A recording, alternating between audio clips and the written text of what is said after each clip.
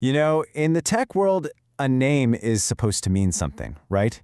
But what happens when that name is, well, a lie?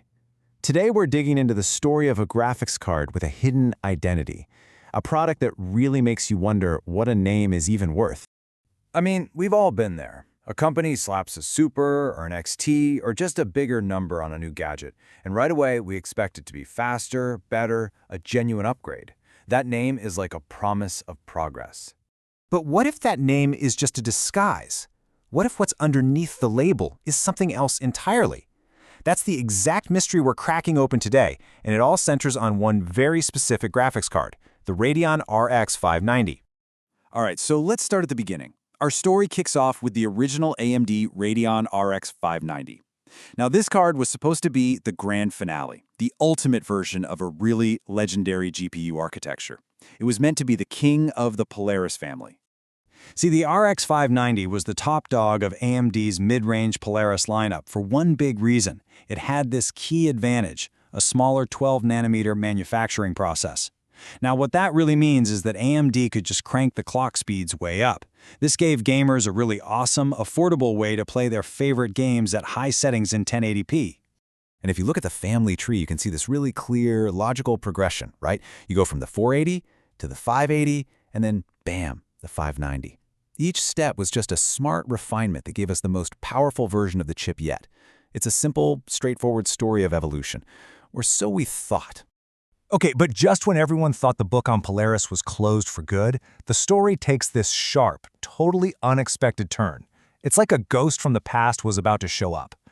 Now you have to understand, in the graphics card world, 18 months is an eternity. I mean, whole new architectures had already come out.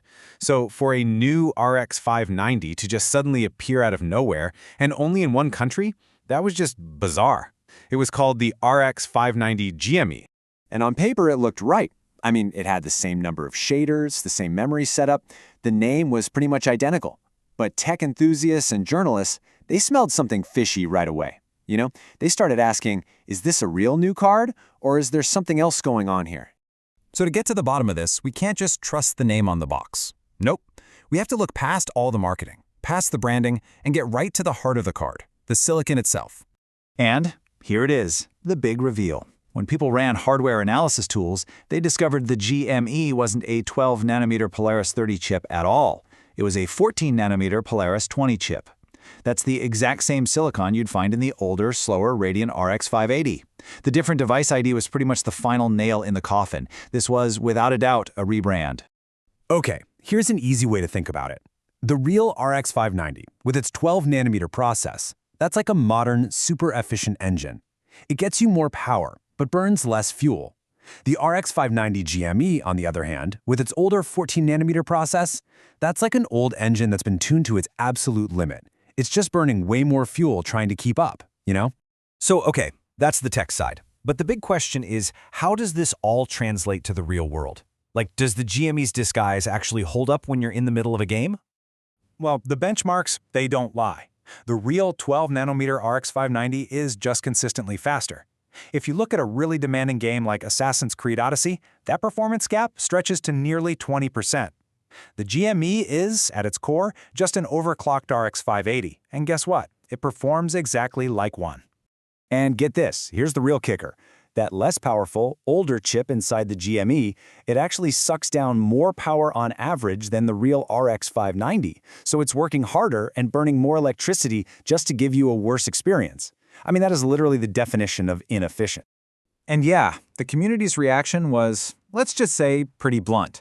As one Reddit user, Amilo159, put it, if they just called it the RX 585, that would have been a little confusing, sure, but not misleading.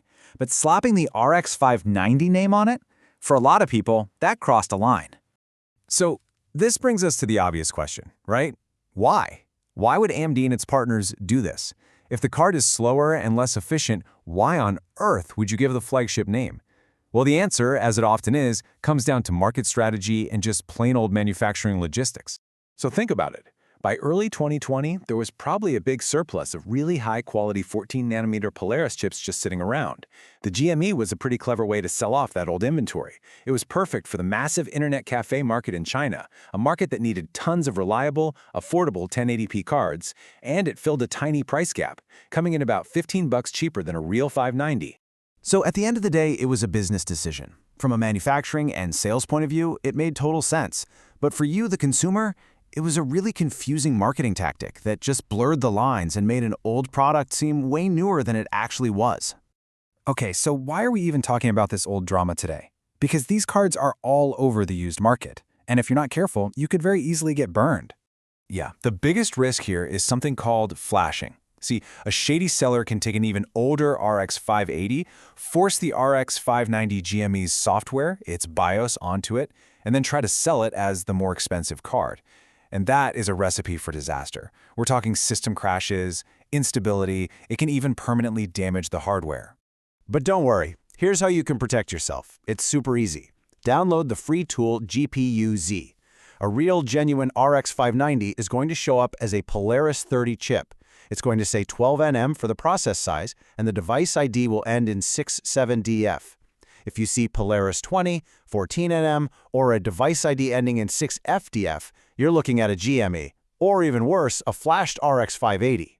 You know, the whole RX590 GME story isn't just some quirky bit of hardware history. It makes you ask a much bigger question about the entire tech industry.